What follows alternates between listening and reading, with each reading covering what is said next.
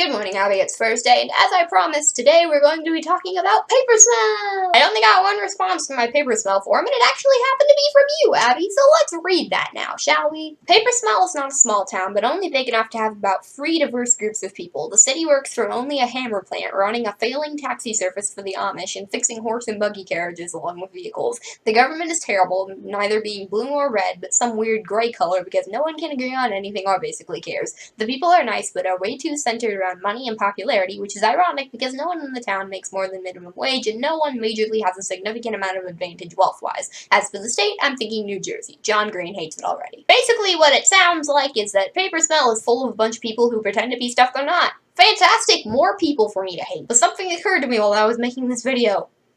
I'm doing that right now. Inevitably, at some point in this video, I will, screw up and have to reshoot an entire section. But it's not just that. I am, not nearly this, vivid or characterized or exciting in my real life. 75% of my activities this summer have involved eating food or staring at some form of technology. But the thing is, it's not like I'm, making up the humor and ideas in my videos, because, in real life, I am fairly funny, I think, and I am, somewhat deep. I can be serious at times. In fact, I would say that most of the time I'm serious. I'm only funny when I'm with people that I like, which is maybe why I'm so funny in these videos, because they're being viewed mostly by people who are my friends. I just call myself funny. Does that make me selfish?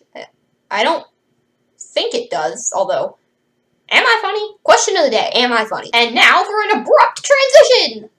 Right now, my brother is trying to get a job, and he was looking up common interview questions and how you should answer them, and he asked me, Molly, how should you respond to the question of what is your greatest weakness? And I said, well, my greatest weakness is probably that sometimes I just become irreconcilably bitter and just hate everyone.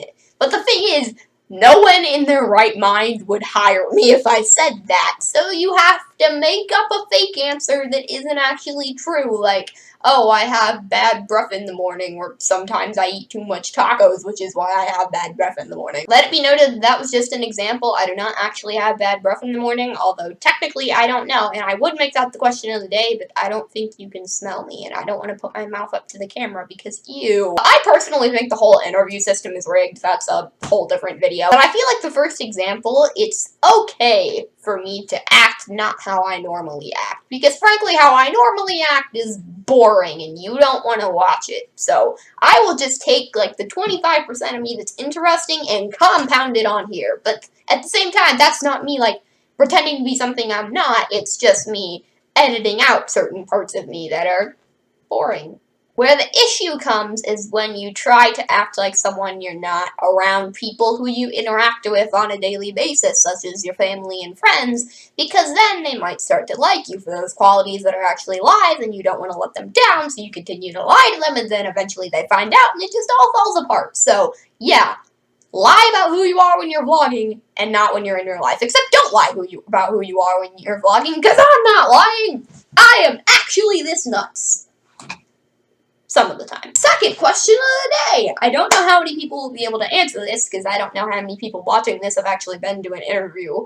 But, how do you answer the greatest weakness question? Because, I'm not even getting a job right now, and just the thought of that question makes me want to hit my head against a wall. Abby, I don't have a phrase to say between the first part of the sentence and the third, and I will see you tomorrow.